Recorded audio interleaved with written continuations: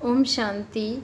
14 नवंबर 1979 की मुरली का टॉपिक है ब्राह्मण जीवन की निशानी है सदा खुशी की झलक। ब्राह्मण जीवन की निशानी है सदा खुशी की झलक। एक का अनगिनत रिटर्न देने वाले सदा दाता भोलानाथ शिव बाबा बोले, आज बाप दादा सर्व बच्चों की अंतिम स्टेज अर्थात विक्रमाजीत स्टेज, विकल्प या व्यर्थ संकल्प मुक्त स्टेज देख रहे हैं। इस अंतिम स्टेज तक पहुंचने के लिए पुरुषार्थ तो सब कर रहे हैं, लेकिन पुरुषार्थियों में दो प्रकार के बच्चे देखे। एक वे जो पुरुषार्थ करते हुए पुरुषार्थ की प्रारब्ध अर्थात प्राप्ति साथ साथ अनुभव करते चल रहे हैं, और दूसरे जो सिर्फ पुरुषार्थ में ही लगे हुए हैं। मेहनत ज़्यादा, प्राप्ति का अनुभव कम होता है, इसलिए चलते चलते थक भी जाते हैं। यथार्थ पुरुषार्थी कभी भी थकावट महसूस नहीं करते, कारण दोनों के पुरुषार्थ में सिर्फ एक बात समझने का अंतर है, जिससे वे मेहनत में रहते और दूसरे मोहब्बत में मस्त रहते हैं। कौन से संकल्प का अंतर है वह जानते हो? छोटा सा ही अंतर है। एक समझते हैं कि हम स्वयं चल रहे हैं, चलना पड़ता है, सामना करना पड़ता है, और दूसरे हैं जो सदैव संकल्प से भी सरेंडर हैं, इसलिए वह सदैव यह अनुभव करते हैं कि हमें बाप दादा चला रहे हैं।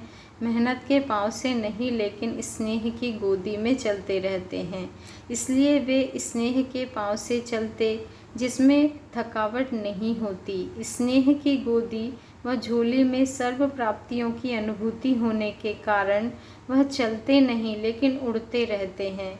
सदा खुशी में, आंतरिक सुख में, सर्व शक्तियों से उड़ते रहते हैं।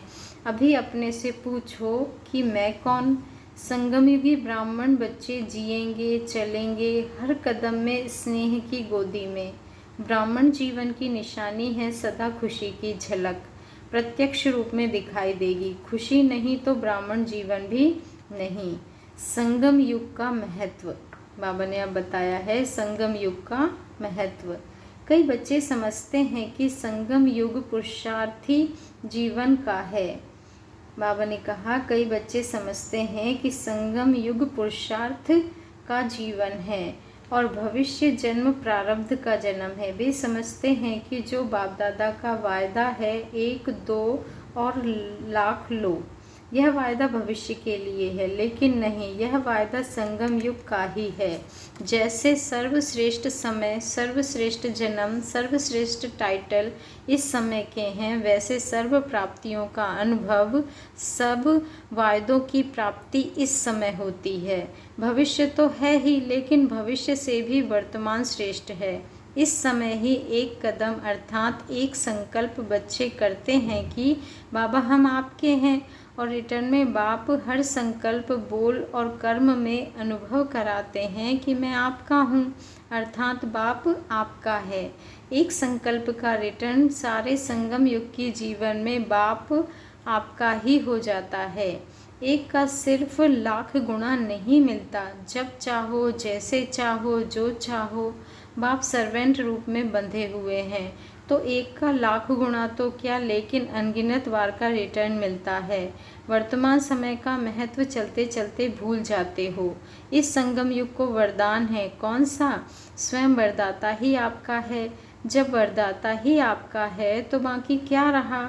बीज आपके हाथ में है, जिस बीज द्वारा सेकंड में जो चाहो वह ले सकते हो। सिर्फ संकल्प करने की बात है। शक्ति चाहिए, सुख चाहिए, आनंद चाहिए, सब आपके लिए जी हजूर है, क्योंकि हजूर ही आपका है। जैसे स्थूल सेवाधारी बुलाने से हाजिर हो जाते हैं, वैसे यह सर्व प्राप्तियां संकल्प से हाजिर हो जावेंगी। लेकिन हुजूर आपका है तो यह सब हाजिर है। बीज आपका है तो यह सब फल आपके हैं। बाबा ने फिर आगे खुशी गुम होने का कारण बताया है। खुशी गुम होने का कारण क्या है? बाबा ने कहा चलते चलते करते क्या हो? 2 लड्डू हाथ में उठाने की कोशिश करते हो, लेने के लिए तो तैयार हो जाते हो, लेकिन छोड़ने वाली चीज़ भी फिर ले लेते हो, इसलिए विस्तार में जाने से सार को छोड़ देते हो। बीच में से बीज खिसक जाता है। यह मालूम नहीं पड़ता, इसलिए फिर खाली हो जाते हो और मेहनत करते हो अपने को भरपूर करने की, लेकिन बीज छूट जाने के कारण प्रत्यक्ष फल की प्राप्ति नहीं हो पाती है, इसलिए थक जाते हो। भविष्य के दिलासे से अपने को चलाते रहते हो, प्रत्यक्ष फल की बजाय भविष्य फल के उम्मीदवार बनकर चलते हो, इसलिए खुशी की झलक सदा नज़र नहीं आती। मेहनत की रेखाएं ज़्यादा नज़र आती है, प्राप्ति की रेखाएं कम नज़र आती है। त्याग की महसूसता ज़्यादा होती है, भाग्य की महसूसता कम होती है। अब क्या करना है? बाबा ने अब समझाया इस टॉपिक पर कि अब क्या करना है। बाबा ने कहा, वर्तमान समय में जो आपके संपर्क में आते हैं वे लोग भी समय प्रति समय अब भी यह बोलते हैं कि आप लोगों का त्याग बहुत बड़ा है, लेकिन अब यह बोल बाबा ने कहा लेकिन अब यह बोल कहे कि आप लोगों का भाग्य बहुत बड़ा है। त्याग उनको दिखाई देता है, लेकिन भाग्य अभी तक दिखाई नहीं देता है। भाग्य अभी गुप्त है। त्याग की महिमा बहुत करते हैं, इतनी ही भाग्य की महिमा करें तो सेकंड में स्वयं का भी भाग्य खुल जाएगा। त्याग देख करके सोच में पड़ जाते हैं, भाग्य देखकर स्वयं भी भाग्यशाली बन जावेंगे। अब समझा क्या चेंज करना है? मेहनत से बाबा ने कहा, मेहनत से निकल स्नेह की मोहब्बत की गोदी में आ जाओ। चल रहे हैं नहीं, लेकिन चला रहे हैं। लाइट बंद हो गई।